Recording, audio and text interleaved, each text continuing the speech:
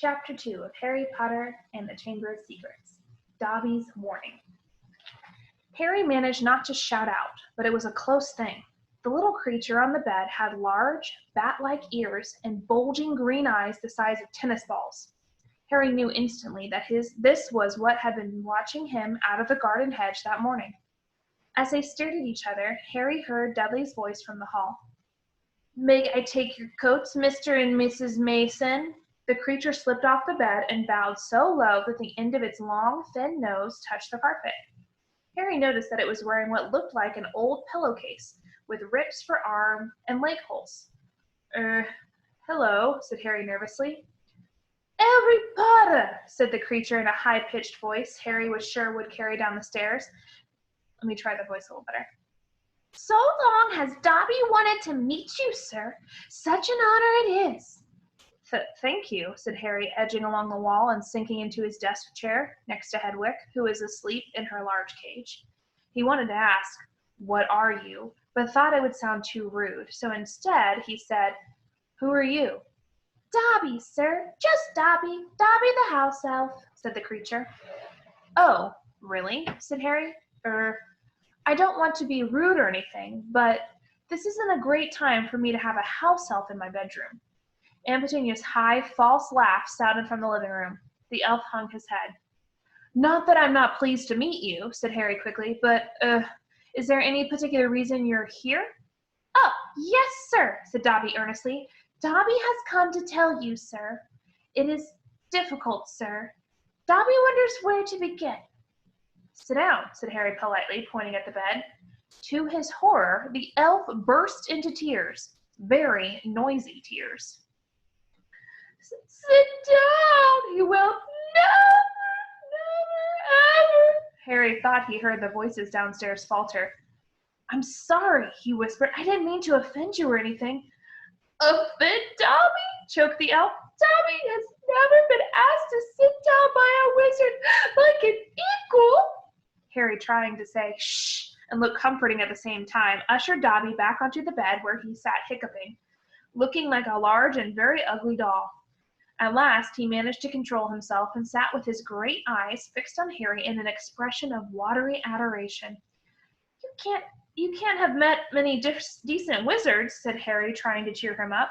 Dobby shook his head. Then, without warning, he leapt up and started banging his head furiously on the window, shouting, "Bad Dobby! Bad Dobby!" "Don't! What are you doing?" Harry hissed, springing up and pulling Dobby back onto the bed. Hedwig had woken up with a particularly loud screech and was beating her wings wildly against the bars of her cage. "Dobby had to punish himself, sir," said the elf, who had gone slightly cross-eyed. "Dobby almost spoke ill of his family, sir." "Your family?" "The wizard family Dobby serves, sir. Dobby is a house elf, bound to serve one house and one family forever." "Do they know you're here?" asked Dobby curiously. Dobby shuddered. "Oh, no, sir, no. Dobby will have to punish himself most grievously for coming to see you, sir. Dobby will have to shut his ears in the oven door for this, if they ever knew, sir." "But won't they notice if you shut your ears in the oven door?" "Dobby doubts it, sir. Dobby is always having to punish himself for something, sir. They let Dobby get on with it, sir. Sometimes they reminds me to do extra punishments." "But why don't you leave? Escape." Here's a picture of Dobby. "A house elf must be set free, sir, and the family will never set Dobby free. Dobby will serve the family until he dies, sir." Harry stared. "And I thought I was hard done by staying here for another 4 weeks," he said. "This makes the Dursleys sound almost human. Can't anyone help you? Can't I?"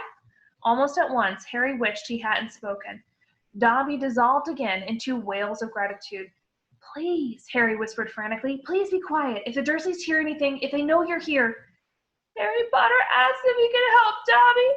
Dobby has heard of your greatness, sir, but of your goodness Dobby never knew." Harry, who was feeling distinctly hot in the face, said, Whatever you've heard about my greatness is a load of rubbish. I'm not even top of my year at Hogwarts. That's Hermione. But he stopped quickly because thinking about Hermione was painful. Harry Potter is humble and modest, said Dobby reverently, his orb-like eyes aglow. Harry Potter speaks not of his triumph over he who must not be named. Voldemort? Said Harry. Dobby clapped his hands over his bat ears and moaned, speak not his name, sir, speak not the name. Sorry, said Harry quickly. I know lots of people don't like it. My friend Ron. He stopped again. Thinking about Ron was painful too. Dobby leaned towards Harry, his eyes wide as headlamps. Dobby heard tell, he said hoarsely, that Harry Potter met the Dark Lord for a second time just weeks ago, that Harry Potter escaped yet again. Harry nodded, and Dobby's eyes suddenly shone with tears. Ah, sir, he gasped, dabbing his face with a corner of the grubby pillowcase he was wearing. Harry Potter is valiant and bold. He has braved so many dangers already. But Dobby has come to protect Harry Potter, to warn him, even if he does have to shut his ears in the oven door later. Harry Potter must not go back to Hogwarts. There was a silence broken only by the chink of knives and forks from downstairs and the distant rumble of Uncle Vernon's voice. What? Harry stammered. But I've got to go back. Term starts on September the 1st. It's all that's keeping me going. You don't know what it's like here. I don't belong here. I belong in your world, at Hogwarts. No, no, no, squeaked Dobby, shaking his head so hard his ears flapped. Harry Potter must stay where he is safe. He is too great, too good to lose. If Harry Potter goes back to Hogwarts, he will be in mortal danger. Why? Said Harry in surprise.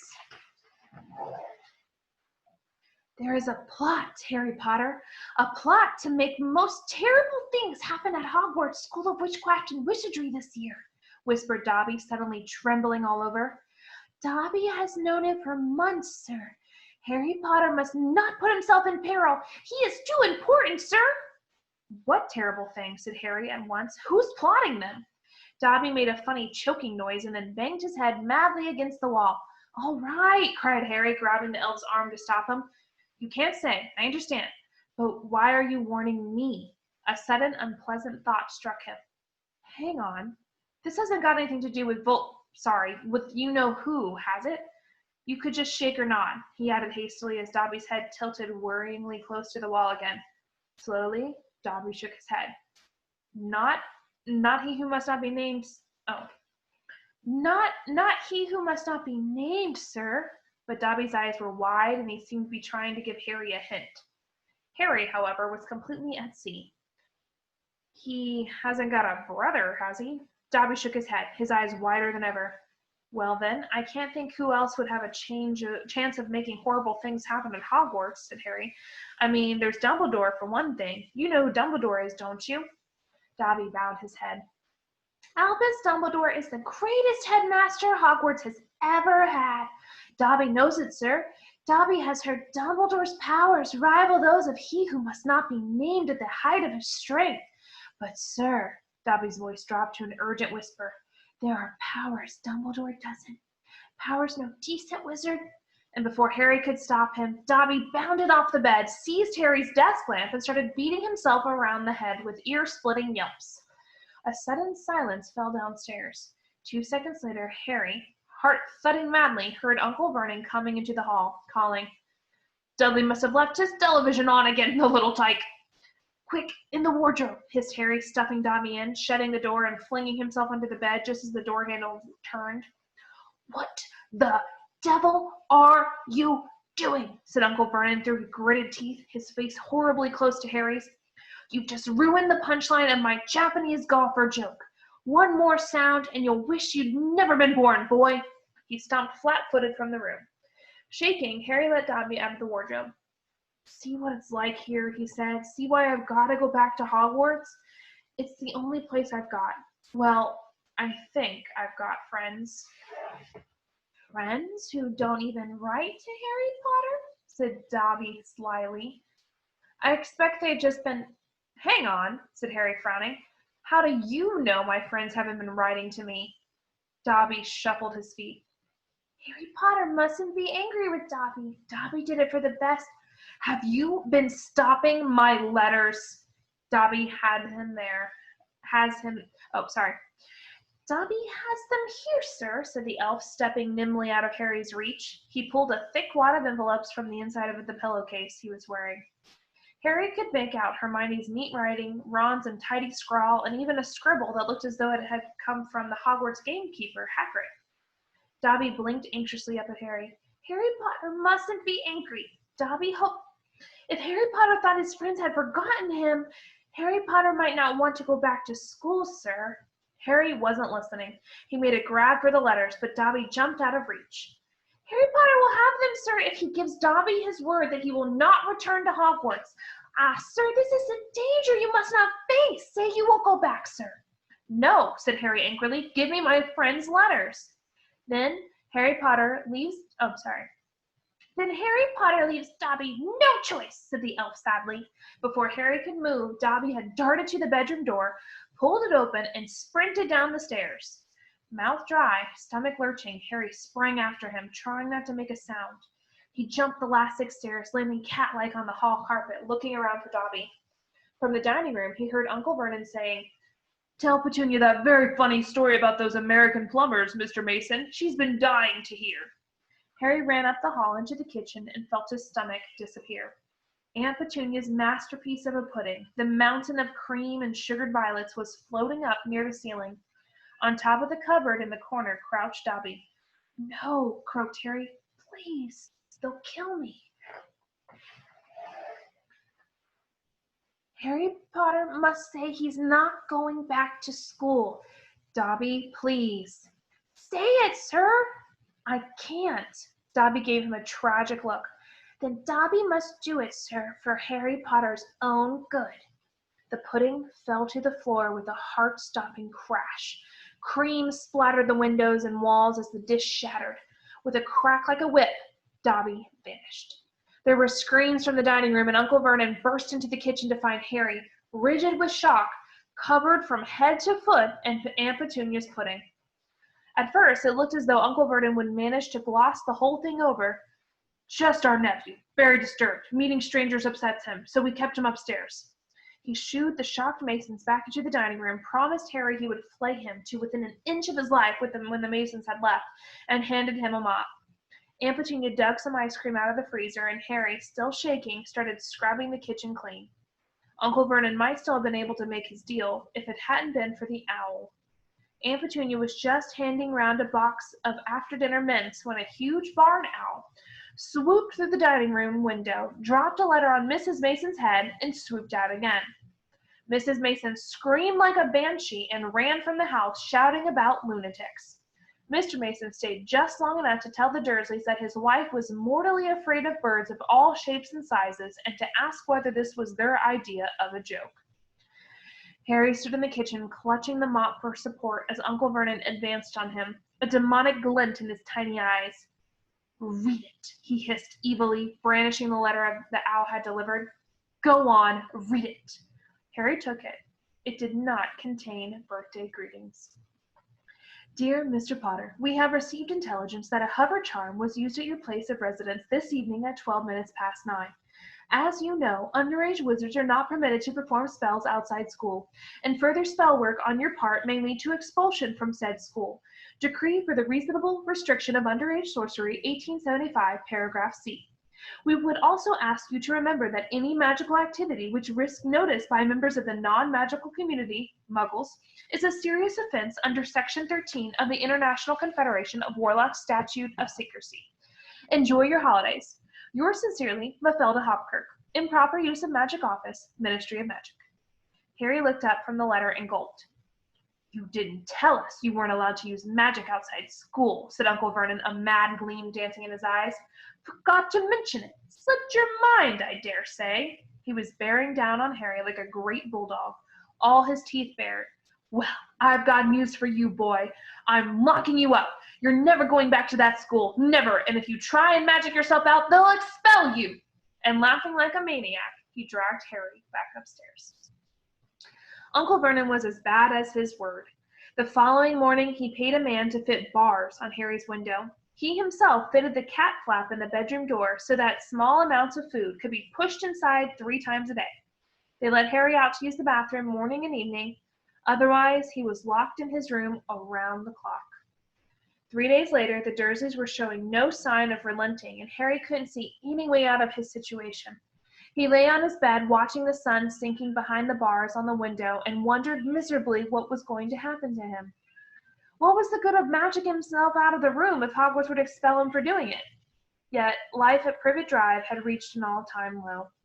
Now the Dursleys knew they weren't going to wake up as fruit bats. He had lost his only weapon. Dobby might have saved Harry from horrible happenings at Hogwarts, but the way things were going, he'd probably starve to death anyway. The cat flap rattled, and Aunt Petunia's hand appeared, pushing a bowl of tinned soup into the room. Harry, whose insides were aching with hunger, jumped off his bed and seized it. The soup was stone cold, but he drank half of it in one gulp. Then he crossed the room to Hedwig's cage and tipped the soggy vegetables at the bottom of the bowl into her empty food tray. She ruffled her feathers and gave him a look of deep disgust. "It's no good turning your beak up at it. That's all we've got," said Harry grimly. He put the empty bowl back on the floor next to the cat flap and lay back down on the bed, somehow even hungrier than he had been before the soup. Supposing he was still alive in another 4 weeks, what would happen if he didn't turn up at Hogwarts? Would someone be sent to see why he hadn't come back? Would they be able to make the Dursleys let him go? The room was growing dark. Exhausted, stomach rumbling, mind spinning over the same unanswerable questions, Harry fell into an uneasy sleep. He dreamed that he was on show in a zoo with a card reading "Underage Wizard" attached to his cage. People goggled through the bars at him as he lay, starving and weak, on a bed of straw. He saw Dobby's face in the crowd and shouted out, asking for help, but Dobby called, "Harry Potter is safe there, sir," and vanished. Then the Dursleys appeared, and Dudley rattled the bars of the cage, laughing at him. "Stop it," Harry muttered as the rattling pounded in his sore head. "Leave me alone. Cut it out. I'm trying to sleep." He opened his eyes. Moonlight was shining through the bars on the window, and someone was goggling through the bars at him. A freckle-faced, red-haired, long-nosed someone. Ron Weasley was outside Harry's window. And that's the end of chapter 2.